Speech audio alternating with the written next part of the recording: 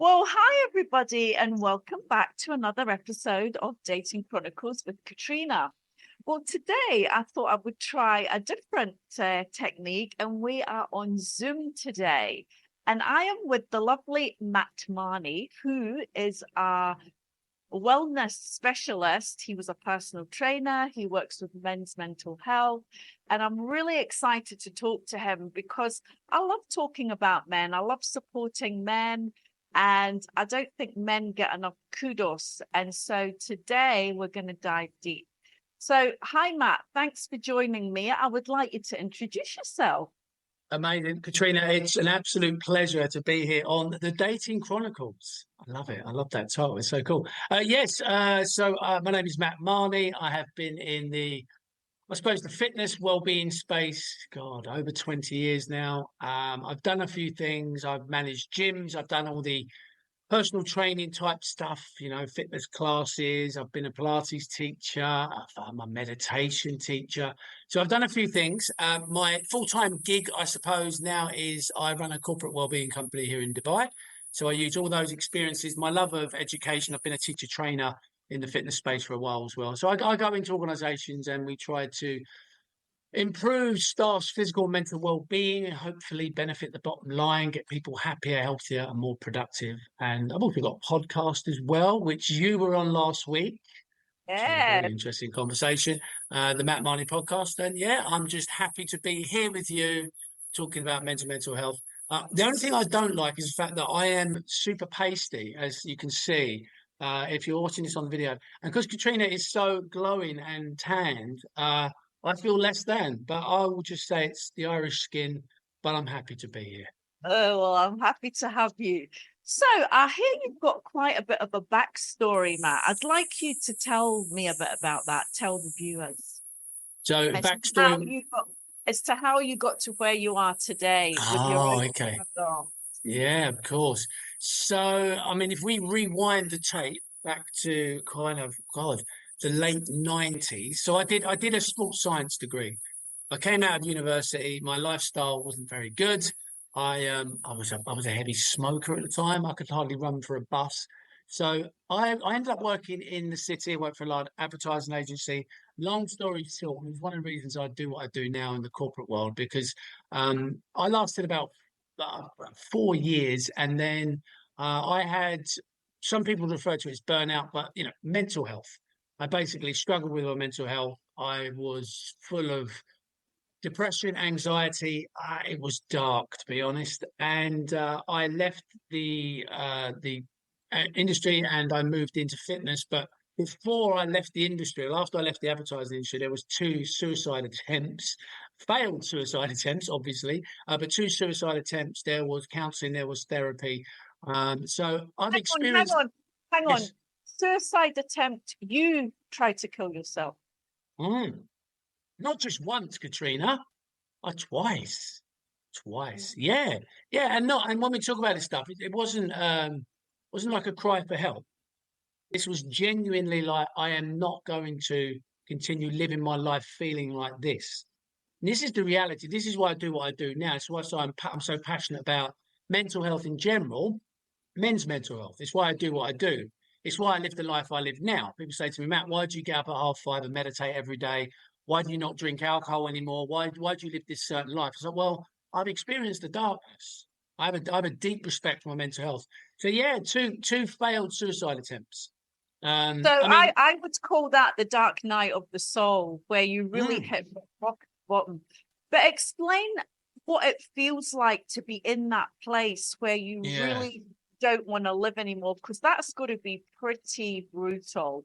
I Oh, want it's to try and understand that. Yeah, 100%. And I don't think, unless you've experienced true depression, we're not talking, having a couple of off weeks. Um, you use the word brutal. I would use the word exhausting.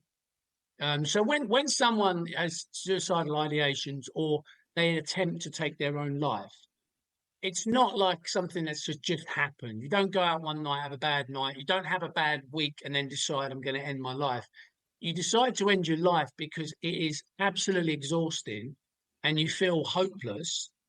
And for me, it was like, I don't know how long that period was. The initial period when just after I left the advertising agency, it probably lasted, I don't know, really 5 or 6. Well, no, it was longer. It was a few months. It was a few months. And the only way I describe it like this. It's like someone had stuck a vacuum up my backside and sucked every ounce of confidence and self-esteem and joy in life, just drained it from me. The world went grey, literally. There was no joy in anything. And this is the thing people have to understand. You're constantly putting a mask on because, you have to put this front on to people that you see. You're constantly smiling, when you don't really want to smile. That in itself is exhausting. But for me, if I look back now and reflect, knowing what I know now, is that I wasn't dealing with it. I wasn't talking about it. That was the scary thing. I had no idea what was going on.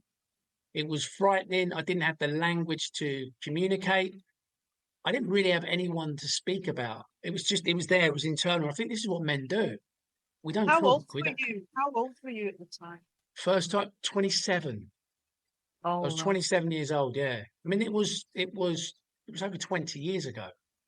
were you Um, working at the time? Were you yeah. studying? Well, no, I just left the advertising agency that I worked for. You said. So Yeah.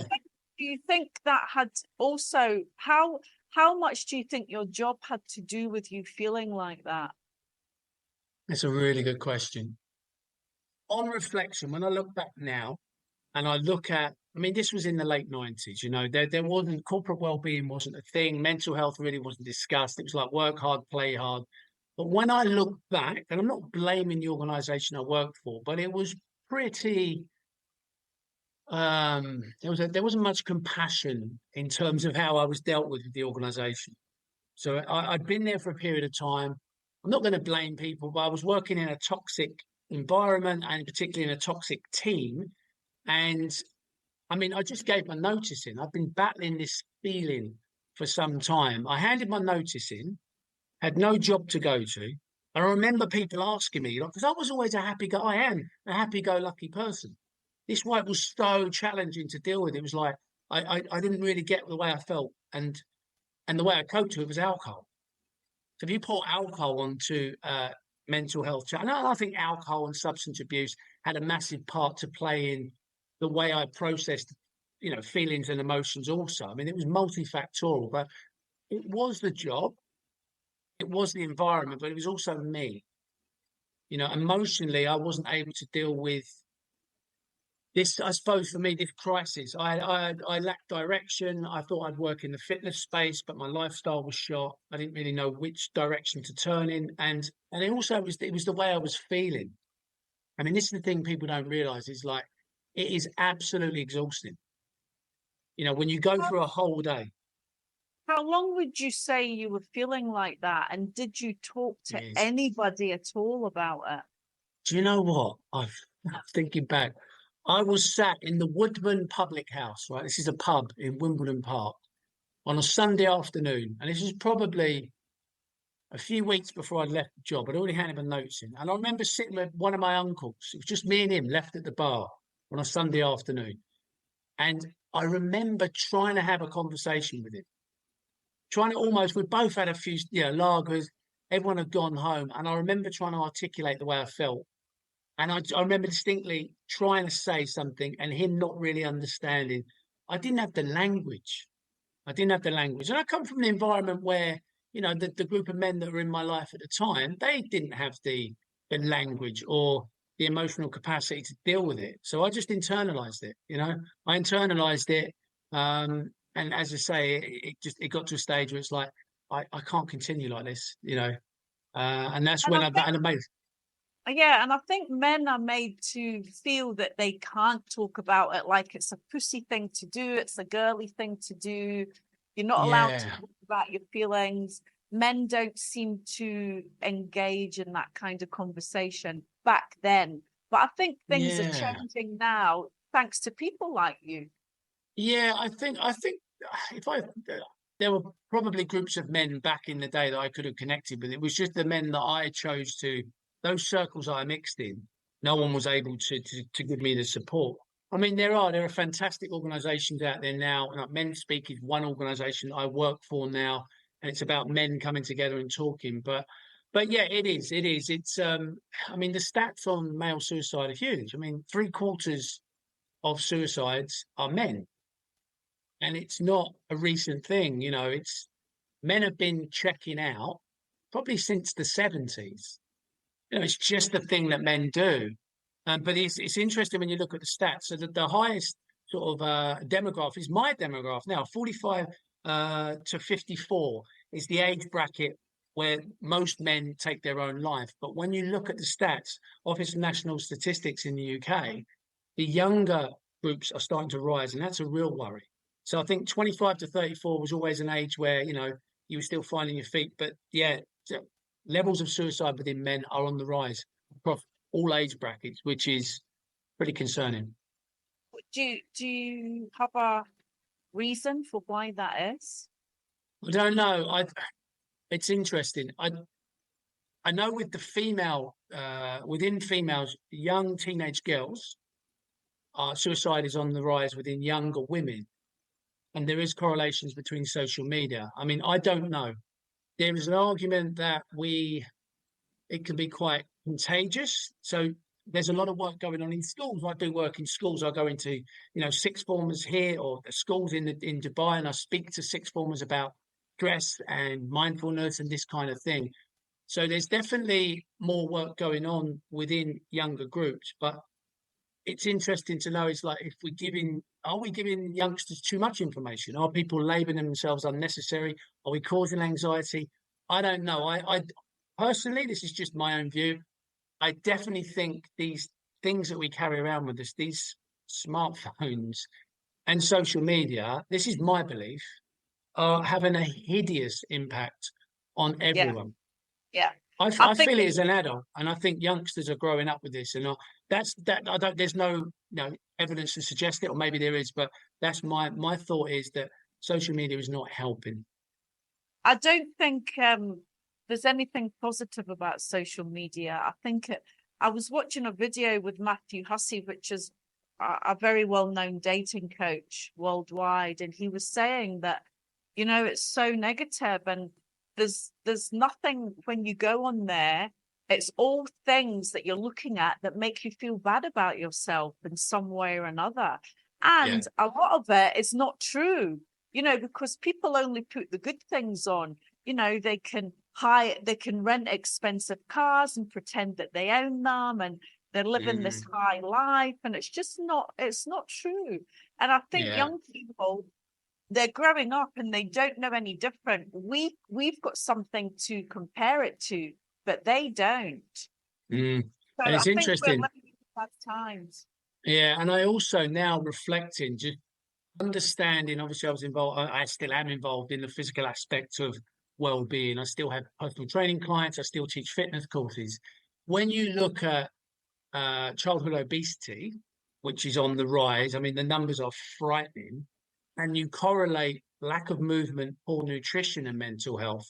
That's also a factor. Children are not moving anymore. Now we know there's a direct correlation between movement, cognitive function, and mental health. It's just inextricably linked. So kids are not moving as much.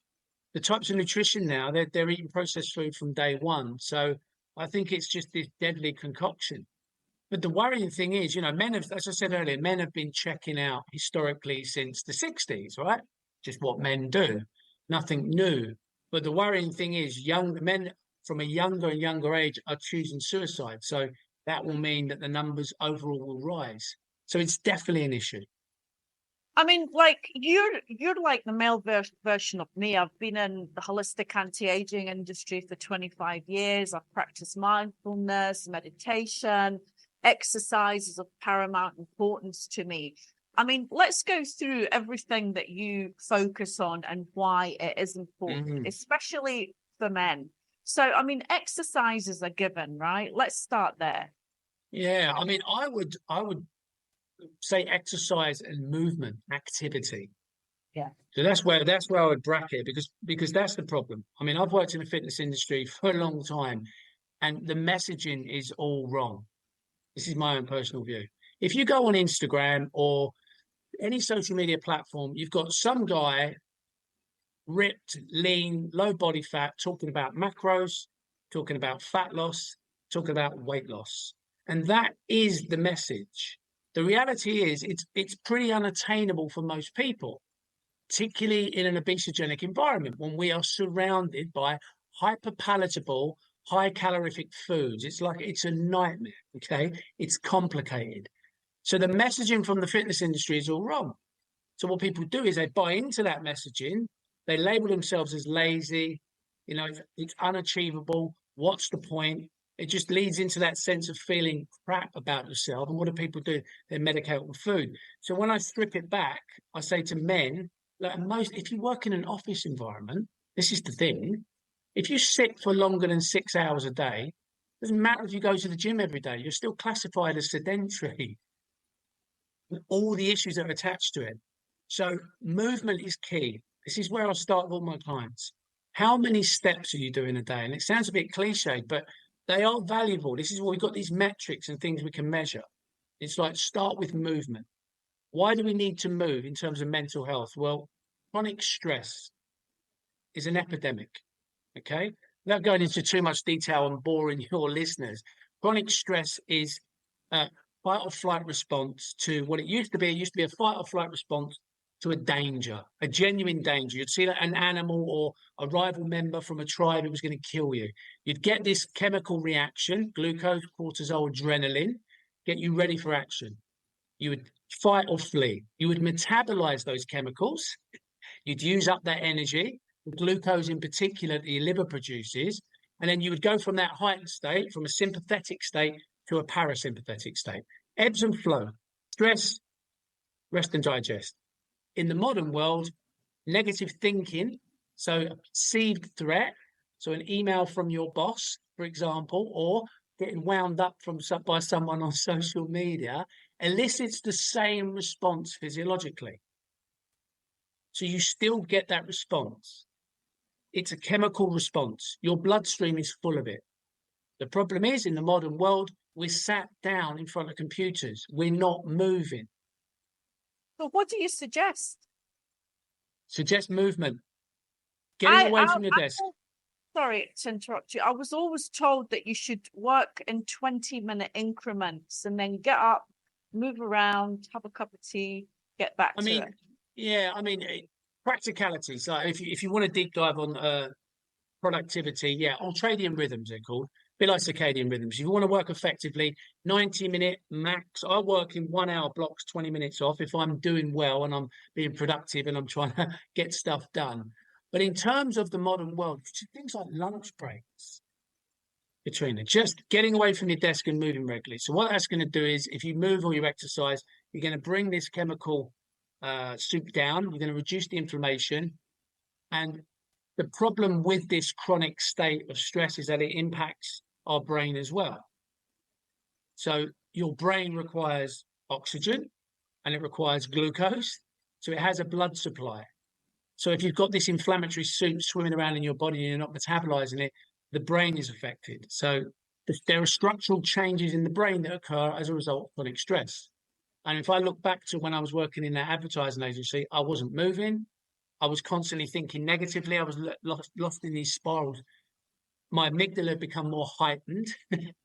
So without boring your clients, there are structural changes in your brain that contribute to poor mental health. So it's a lack of movement, chemical response, structural changes in the brain. Well, what would you equate to chronic stress? When you say equate? What is chronic stress? How chronic is like the stress levels have to be to say that it's chronic?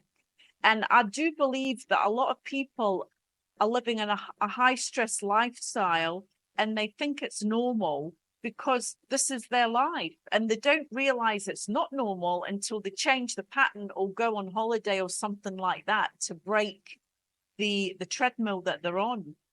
Well, actually, let's reframe it. So let me ask you a question. What do you think causes chronic stress? Not enough rest. No. do I think causes chronic stress? Too many things on the go at one time. No. So it is. Financial? These are stressors. So when I teach these courses, when I teach stress management courses, it's right at the top. We distinguish the difference between acute and chronic stress. It's your patterns of thinking. That's it. Now, once people understand that, they need to understand that it's your perception of the world, your patterns of thinking that are causing chronic stress. Acute stress is an immediate danger.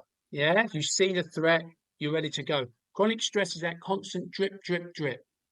This is why meditation, even counseling and therapy, establishing a better relationship with your thinking is crucial.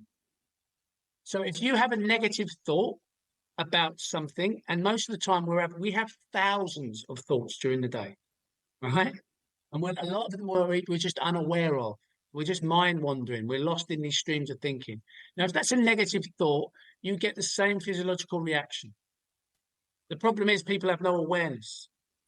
All right. So I'll give you an example. You finish your day at work, where you've had a stressful day, your boss has been on your back, there's lots on, you go home, you try to switch off. So you're going to rest, you're going to sit down at night, you're going to watch that series on Netflix with your family.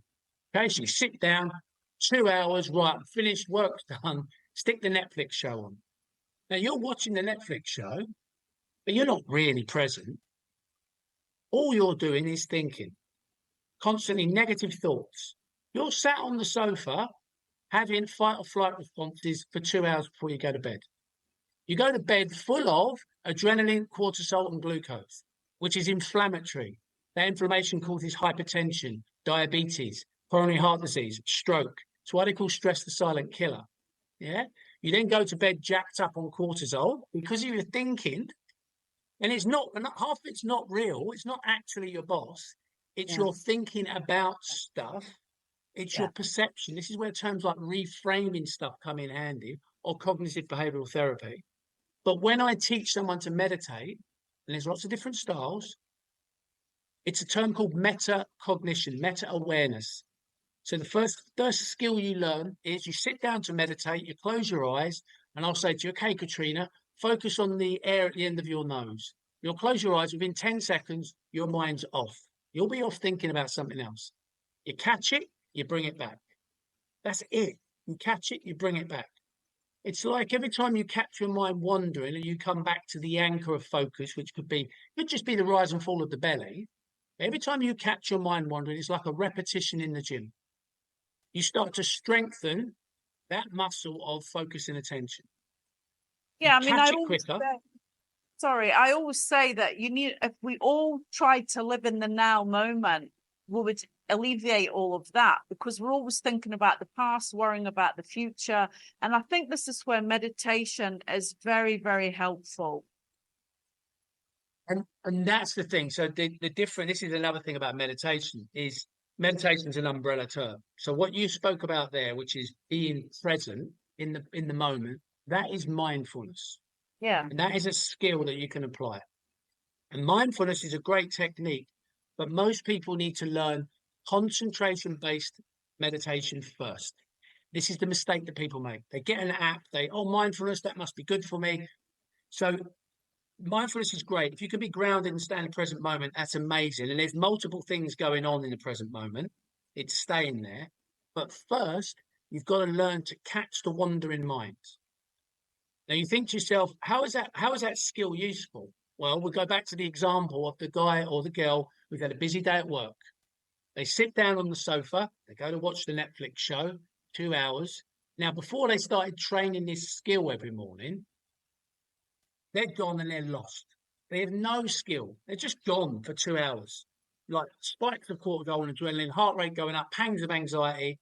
But if you are getting up every day and you are practicing the skill of catching the mind wandering, guess what? You catch it. You start to recognize what you're doing. And that in itself is such a powerful skill. And this is the real value of meditation, is establishing a relationship with your thinking, because your thinking is the key driver of chronic stress. And when we talk about mental health, you've got extremes as well. So you've got anxiety, depression, suicide right at this end, but but you've got stages of anxiety and unmanaged chronic stress going on for a while before you even get there. Like for me, getting to a stage where I try to take my own life, there are layers. There was stuff going on way before that that caused my nervous system and the structure of my patterns of thinking to be so warped, my perception of myself and my value of my self-worth to be so warped by trying to end my life. And this is what I say as well. There's a lot being said in positive psychology. Mental health. Everyone has mental health. You have mental health. I have mental health. But we have physical health. Some people are fitter than others. 5% of the population will be actively in counselling or taking SSRIs. 5%. What about the other 95% who are just chugging along nicely and fine? That 95% of people can always do stuff to improve their mental health. And this is where organizations get it wrong. The reactive rather than the preventative. Yeah. Someone all of a sudden has burnout and have a breakdown, and then they're seeing the counsellor, they're signed off. It's like, well, look after your staff, that other 95% of staff, and improve their mental health. And they get nowhere near that stage where they burn out or they try and take their own life. No, I So mean, look, I think that nowadays it's a lot different, and it's a lot more acceptable. Coaches, therapists. I mean, I personally think everybody needs a coach. Everybody needs to have someone to give them a different perspective from where they're sitting. I think that's very useful. And I think it's becoming a lot more acceptable as well these days, you know. I definitely think the stigma is lessened. I do feel that there are still barriers to entry. So let's take example the UK. You're trying to access mental health through the NHS. There are huge waiting lists. Most people that need it now. So it's not working. So there is a cost attached. Therapy in the UAE is extortionate. It's extortionate. Absolutely. So there's always these barriers. And you're right, it's more acceptable, but there is a lot of people out there who won't access it. They can't afford it. They're juggling this stuff. But And then I this is think where there's a lot online that they can look at that can help them. I think there's there a is, lot of information there is, out there there. is, yeah. But information is just information. And that's the Yeah. problem with the world. And it can be conflicted. But what I would say is this is where organizations like Men Speak, which I'm involved in, or just groups of men Yeah. having friends that you can, like you said, when you have counselling, the counsellor doesn't offer that much advice. The counsellor's listening most of the time. And I have spiritually well men in my life, and I have done for a long time. I've been blessed. I've been surrounded by men who I've cried with, who I open up with. I'm still a man. I still love sport. I love a bit of banter, but I've been really lucky that I've had men in my life who have enabled me to label emotions and feelings. And I think just community and for men having the opportunity to talk is massively important. We said on the podcast when you came on, this is the role of a partner. What this is why communication and what you do in the world is so important because you know the biggest support in the world should be your husband or wife or partner, really, because you coming home every night and you're sharing your stuff. But sometimes because of roles and upbringing, it's not. Maybe the man doesn't feel comfortable sharing. Maybe the dynamic is a certain way. But certainly, men having the opportunity to talk to other men about stuff, or not even talk, just be present with other men who are able to be vulnerable. Like I will sit with men, and I'm a bit of an open book, and I'll talk about mental health and the fact that I tried to end my life twice. Why do I do that? I do that because Sorry, I want to ask you how you got out of it. So you tried it twice. So what happened the first time that you managed to not end your life? right. Well, this make you smile. So the first time I tried to take my own life, I didn't realise that uh, ibuprofen wasn't the way you did it. So I took a shed load of ibuprofen and I was drinking a hell of a lot. I've been sober. That's probably an important factor. I've been sober nearly 17 years. So alcohol and substances were obviously contributing to my poor emotional and spiritual well-being. So that's another thing. But I tried to. So I took a shitload of ibuprofen. I went to bed that night without going into too much detail. I woke up in the morning, right? I just woke up and thought, oh wow, that didn't work. And I was genuinely there. The reality, like, I'll share this. I don't mind sharing this. Look, the suicide attempt. This is how it was for me, right? Maybe people need to hear this, right? I had been suffering for a long time, suffering in silence. The world had gone grey. I was getting no joy from anything in life. I was struggling to smile. I was exhausted. I was unemployed. I couldn't afford the rent on my flat that I was living in at the time. I didn't know how I was going to get out of this hole. And that was the only option. But there was a sense of peace the day I tried to end my own life, the first time. Someone else told me that was There going to was, end their life, and he said as yeah. soon as he made that decision, he just felt this relief. And because you're desperately trying to find a way out, and there is no way out. When you're in that place, like chemically, your nervous system, you're not thinking rationally. Rational part of your brain is shut down. Executive function is gone. Yeah, that shuts down. When you're in a heightened fight or flight state, and as we said earlier, your patterns of thinking are driving and ramping up the nervous system. I'm all limbic system. There's no creativity, there's no rational thought. Then this is where the value of, maybe men in my life who are able to communicate with would have been useful. I was living in a place called Sutton in Surrey, and I had £50 left on my credit card, and it was maxed out. I was unemployed. And I went out for the day and I went round a few pubs in Sutton on my own. I went round a few pubs in Sutton on my own. Listen to this. I went and bought a curry. I was calm as you like. I bought a curry from the local Indian, my favourite curry. Right. I went next door and bought a DVD video. Can't even remember what it was. I walked back to the flat, and I'm sharing a flat with two other lads. One of them worked night shifts. The other fellow was in and out. I got home. I ate the curry. I watched the DVD, whatever it was. I was already intoxicated. I took the bottle of vodka. I walked into the bedroom. I popped all the pills out on the bed. Necked them all. Bottle of vodka. Calm as you like. Got under the duvet, and that's it. I woke up in the morning. Got Like, up in the how morning. did you wake up? I mean, did you feel hungover? Did you feel drowsy? I can't really remember. I think I was just a bit surprised that I'd woken up. Do you know what I mean? That wasn't the plan. But So I did you got up. recognize that God had given you a second chance? It was not your time to go. Obviously not, because I tried it again. But I got on the bus and I went to my local doctor's surgery. So obviously there was enough rational thinking. I got on the bus and listen to this, right? I'm a 27-year-old man. It's not like I'm a child. I went to the doctor's. I went in to see my doctor. Well, it wasn't my doctor. It was like whoever you see. I rang up. Is a doctor available? I want to see a doctor. I sat down. I told the doctor what I'd done. Do you know what the doctor said? He said to me, "Can't kill yourself with ibuprofen. You use paracetamol." I know. Unbelievable. And guess what I did the second time?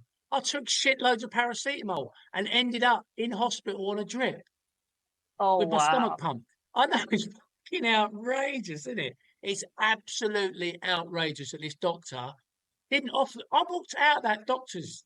I just walked out. He said, we might get you some counselling. We'll get in touch about some counselling. And he told me I can't kill them. So I know exactly. And that's what I mean. Like, but long story short, right, that all this happened. I think in between the two suicide attempts, I went off and did a personal training course. I did a geographical, went and did a course, come back, was still drinking, all this stuff. It was a mess. But the silver lining is I made it into the fitness industry eventually. And then I got sober, which was obviously a life-changing experience for me. And then the real work began. It's been a journey. Last 17 years of my life have been a journey. I've been on a spiritual journey. I've worked on exercise referral schemes. I'm a meditation teacher. I work in men's groups. So everything I do today is all about that experience. And that's exactly what I was going to say. Like, nothing is an accident, nothing is a coincidence, and nothing is a mistake. And we No. have to go through certain experiences to get to where you are today, so you can actually help so many other people. I mean, that is it. It's recognizing that, well, it's actually just being authentic. It's just being authentic and going up there. So it's like when I teach meditation courses, I don't talk about the stuff that we just spoke about when I teach meditation courses, but when I'm in men's groups, I will talk about that. And why do I talk about it? Because I look at the stats. What do I you could have, think? yes. What do you think's the biggest problem with men these days? What do they come to you with? What's the common denominator, would you say, if any? Yeah, I mean, it's a mixture. I mean, if someone asked me, why did you try and end your own life? I would say for me, it was self-centered fear. Totally. Until I started doing work on myself, and I've done a lot of work on myself over the years, and I've been fortunate to have really, really spiritually and intellectually bright people in my life. It was all about me and where I was at in life. I was the first person in my family to go to university. There was all this stuff. I did my A levels. It was that. And all of a sudden, I got to working in the city of London. I was putting a suit on, and then this happened, and then I felt like a failure. So it was just self-centered fear. But in terms of why other men get to that stage, I think it's mixed. I think finances is a big issue for a lot of men. I think the burden of responsibility, families, this region in the UAE, you know, the job and the connection with the job. I think people forget that. In the UK, you leave a job and you just go and find another job. Here in the UAE, I'm just giving you an example here. Your job and your visa are linked. Your family's visa and medical are linked. And I do think that's a problem. And and as a result, I think the toxic cultures and poor management strategies and I think adds to it. But financial stuff is definitely, I mean, I know I've been to funerals of men that have taken their own lives. And I think sometimes it's finances, perhaps it's a combination, but I think fundamentally, for whatever reason men get there, it's been a long journey. And And I think another thing is that people don't recognize they're in such a state until it's too late. I think that's another common thing, that people that are depressed like that can hide it very well. I mean, there's like Robin Williams, for instance, the I famous know, actor, yeah, he's a good example. There was another guy, Titch, that was on the Ellen DeGeneres show, Happy as You Like, yeah, yeah, and so and we do. I mean, I don't know how many people were aware when I tried to take my own life, if there were people in my life that knew. But yeah, it's exhausting, and that's part of it. Wearing the mask is part of that exhaustion. You're paranoid. So why men get to that stage, I don't know. I have a feeling based off my own experiences that the communication is an absolute massive part of it. That whole cliche, a problem shared is a problem halved. It's like when you take this mad thinking out of your head and present it and you're with somebody else, a friend, and you talk about a situation, when I talk, if I'm involved in men's groups and we have conversations, I mean, we share stuff and we laugh about stuff. We take stuff out of our heads and we talk about it. And when it's out there and it's exposed, everyone can see it. Quite often we laugh at it. And I think it's also understanding that feeling anxious or feeling sad, feeling depressed, feeling upset is kind of it's a normal emotion.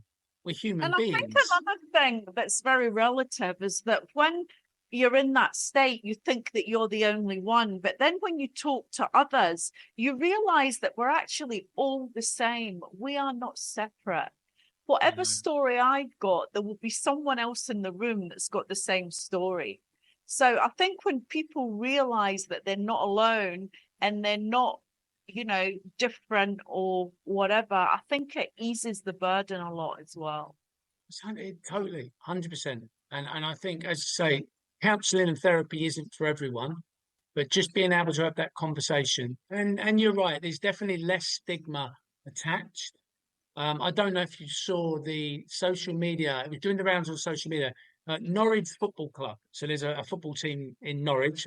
You were a Premier League team. One of the most powerful videos I've seen when it comes to men's mental health. So if anyone hasn't seen it, check it out. But it's just like it's basically two guys turning up. They're sitting side by side watching the match, and you're kind of following them over a season. And one of them looks quite subdued, and the other one's up celebrating. And you're watching it. You know it's about men's mental health, and you're thinking to yourself, "Oh, mate, he's struggling. Like you can see it. He's withdrawn. He's not really talking a lot." And then they pan back, and the next scene, it's like the guy who's quite subdued. He's still there, and the other seat is empty. And it's obvious that his friend is the guy who didn't. So it's so powerful when you first watch it. You go, "Wow!" It's like, yeah, people don't know. People don't know. Um, Can you yeah. what would be the top 3 tips that you would give someone to get out of that low vibrational state? I mean, I'd be reluctant to give someone a surefire like solution or tip. I mean, movement in any capacity, being out in nature, movement is fundamental. It's just like your brain, the way your brain It functions moves and the your energy, mood. actually. Yeah. Exactly. So movement is important. Communication is important, but it's also realizing it's not a quick fix, and that because sometimes it can be paralyzing. There's so many things you can do. Should I be jumping in an ice bath? Should I be going to therapy? Should I be doing this? Should I be doing that? I don't know, but I would say movement. I mean, nutrition is really important, and not from a body fat like calorie deficit type shit that the fitness industry spouts all the time. There's a researcher called Phyllis Jacker. So she's a friend of a good friend of mine. A good friend of mine does a lot of the research around movement and mental health. Brendan Stubbs, he's been on my podcast. But he's friends with this researcher called Phyllis Jacker, and she did it was a 16-week study, and it's only recent, last few years, and it's mind blowing. She took a group of individuals, 16-week trial, moderate to severe depressed individuals, and she stuck them on pretty much a Mediterranean diet, right? Stuck them on a Mediterranean diet, and the results were remarkable. Now, I'm not saying at all that when someone's depressed, all you have to do is move and eat salad. I'm not saying that. But that if I was looking at someone, and a lot of the time when people are depressed, they're isolating. So being around people is important. Communicating. Um, and again, I wouldn't say one thing, but that's where I'd go. I'd go movement and nutrition, and then communication. And also just be aware that this stuff doesn't just fix overnight. This stuff doesn't fix overnight. It's like with myself, like touch wood, I haven't had any challenges with my emotional well-being for a long time.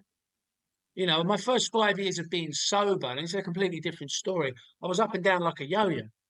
I had emotional rock bottoms galore because I took alcohol and substances out of my life, and it left this gaping wound called feelings and emotions that I'd never really processed because I didn't need to, because I had my fix for most of my adult life, which was go to the pub with the boys, get on it.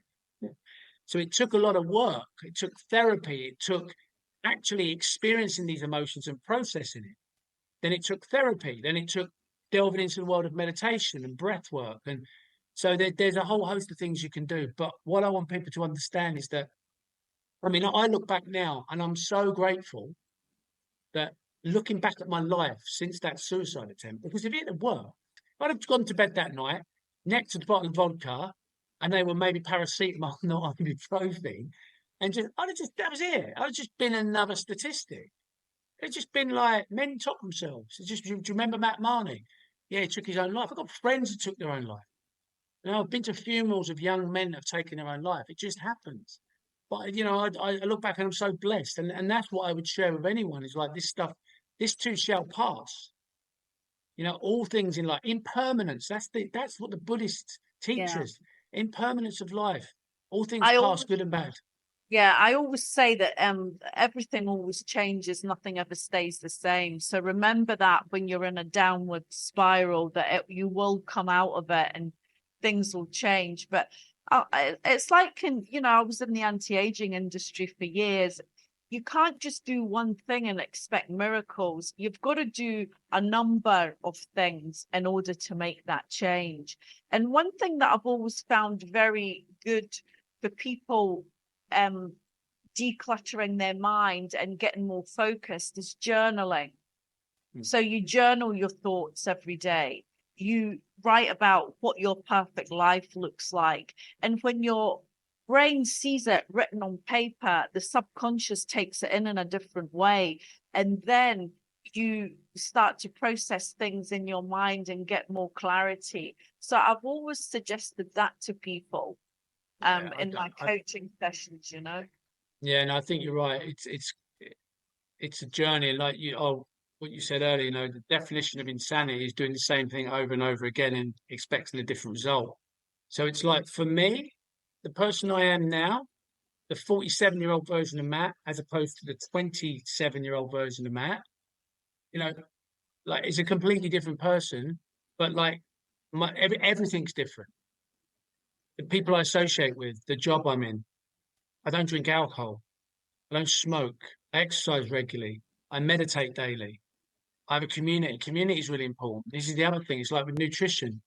You know, if you want to change your nutrition, the environment is key. If you are prone to eating lots of rubbish food, if you're in front of chocolate, you can't switch off. Change the environment. You can't have chocolate in the house. You know, if you want to change the person you are, you need to stop. Your community needs to change. And this is where I think CrossFit or people that do ice baths or go to yoga studios, I don't judge. I look at it, the value of the community, you know, or you connect with a good coach, someone you can accumulate with. But yeah, there are definitely ways out, but there's a lot to be done. And there's a huge mental health crisis going on. And as you say, men for whatever reason, and it's not actually the suicide attempts. More women attempt to end their own life, but men are just more successful. It's called the gender paradox around suicide. It's interesting. So men tend to use more violent means, throw themselves in front of a train, guns if you're in America, hanging, more violent acts of suicide. I know. And that's the reality. Yeah, desperately sad. So, nutrition.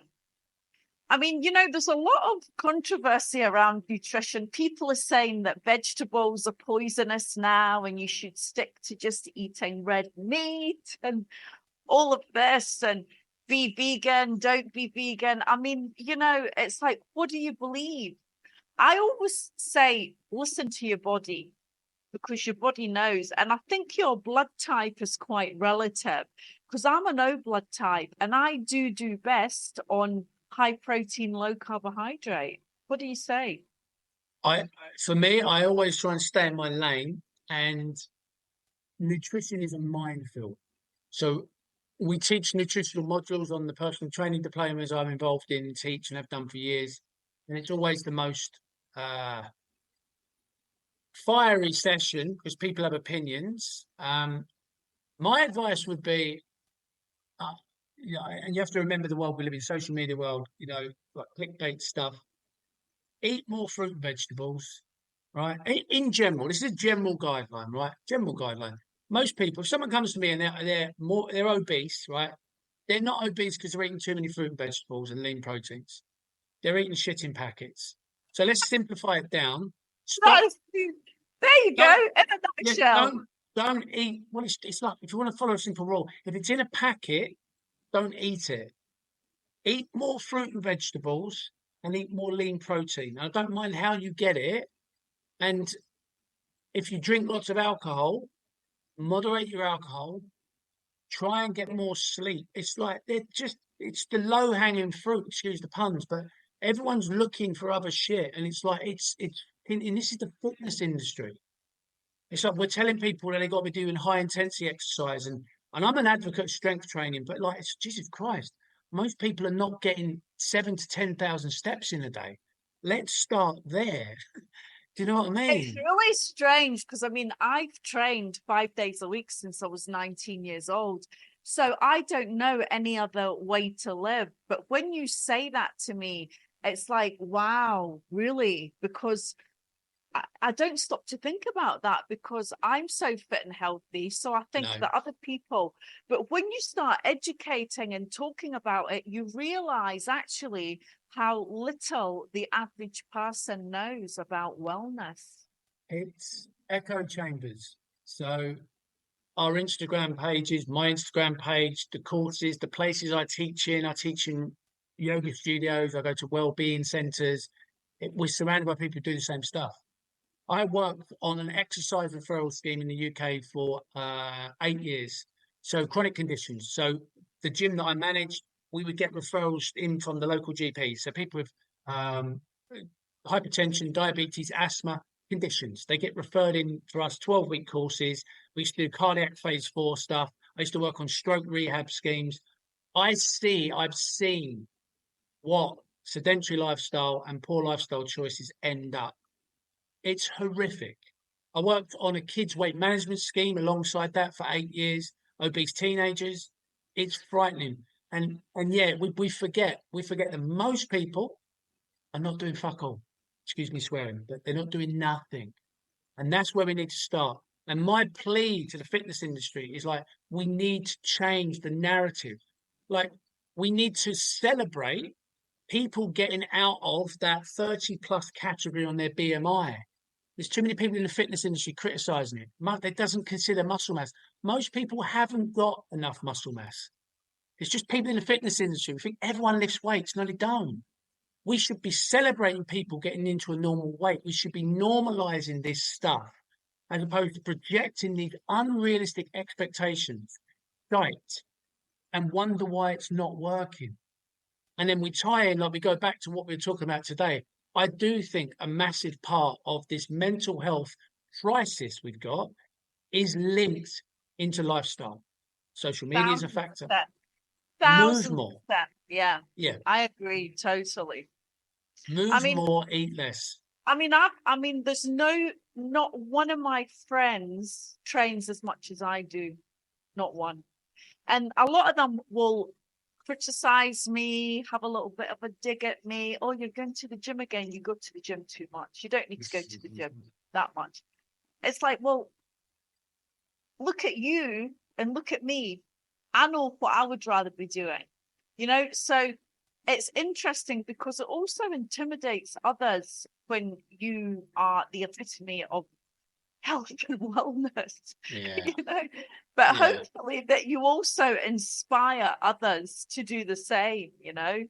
And age is It's not an excuse. no, and I think this is where the role of a trainer, this is where experience and knowledge helps. Any person with a six pack who's on Instagram is going to attract people because they assume this person knows what they're talking about.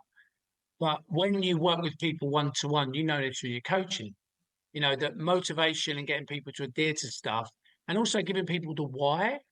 So I've had that accusation. I've been at dinner parties with my wife, when I first moved to London, and you'd get the comment, "Oh, I had a friend of mine ran marathons all the time and dropped dead at 40." And my response to people is, I train because I don't want to be a fat middle-aged man, right? I'll hold my hands up and say that, right? I don't want to be fat, and there is an element of body dysmorphia. I get it. I don't like fit. That's a personal thing. But my real motivation to train and why I keep my legs strong is that I have no idea how long I'm going to live. Like genetics plays a factor, but if I am lucky enough, and I use the word lucky because if you get to old age, it's a blessing. If I'm old enough to get into my 70s and 80s, I want to be able to move around the world. I want to be able to go out to the mall and walk around all day. I want to go up a flight of stairs without fear. I don't want to have fear of falling over because I'm going to fracture my arm or my pelvis or my femur because I haven't loaded my bones over the years and bone density is low. The stats, I worked on a falls prevention scheme for years. The stats are frightening. Over the age of 70, people fall over, they fracture their wrist. That's the primary fracture site because the arm goes out. Ribs or pelvis or femur. They end up in hospital. They die in 18 months. That's it. So when people say to me, "Well, you going to the gym again?" I go, "Yeah, I am.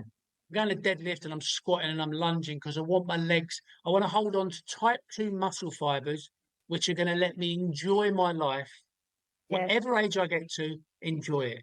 It's no quality of life when you can't get off the sofa or you can't walk all day or you can't take a flight of stairs. So there's my real, and this is about the messaging. This is what we should be selling people, not some geezer who's taking anabolic steroids and reducing his fat and looking ripped, or some woman on Instagram who's showing her ass. Do you know what I mean? Or if you're No, going to show I mean, your it's ass, absolutely the quality of life that is the most important thing as you well, age. yeah. Well, if you're going to show your ass on Instagram, I don't mind you showing your ass, but at least turn around to the camera and then give a different message. No, just tie it in. Like, here's my glutes. I know you're looking at them, and the algorithm knows that men are staring at it. Okay, that's fine, but let's use that attention and give the right message, I and then mean, I people would don't. love, I would really love to see these young girls when they're my age or in their 50s, and let's see how they look then. You know, Exactly. I mean, I think there's a lot to be said for consistency and discipline. And for me personally, I will always exercise and always go to the gym because I think, as you say, as you get older, strength training is very important, muscle mass is very important, bone density is very important. And I think Exactly. that really is the fountain of youth, you Yeah. know? And it ties into the whole conversation we've had today. When we talk about when we're talking about mental health, it is multifactorial and chronic stress is a factor. But like low hanging fruit in terms of managing chronic stress, movement, and then nutrition. And then the next layer is, if we discussed, trying to change those patterns of thinking. Meditation is not for everyone. It might be cognitive behavioral therapy, it might be journaling, but at least delving into this thing we call the mind, which is in control of everything pretty much and dictates what our nervous system does. Amazing. Well, look, thank you very much, Matt. This is very insightful. And where can we get a hold of you? Oh my God. So all the normal channels, Instagram, wellness underscore education underscore Dubai. Wellness Education Dubai is my corporate wellbeing company. I still do one-to-one coaching. I still teach meditation. I'll send you the details if there are men listening who would like to get involved in Men's Speak, which are online groups, face to face in the UK. I'm in the process of trying to bring some stuff out here to the UAE, but it's literally a forum where someone like myself will be a facilitator, and it's just a safe space. It's a safe space for men to just sit and share and identify, and learn to label emotions and feelings, and hopefully be a bit more pliable and a bit more have a better vocabulary around sort of emotional intelligence and stuff like that. Yeah, and I But know yeah, that me and you spoke about maybe doing some live classes together. I think there's much to learn, and I think people are much more open to it these days. So thank absolutely. you so much for joining me. I hope my viewers enjoyed that. And until the next time, take care. Thank you.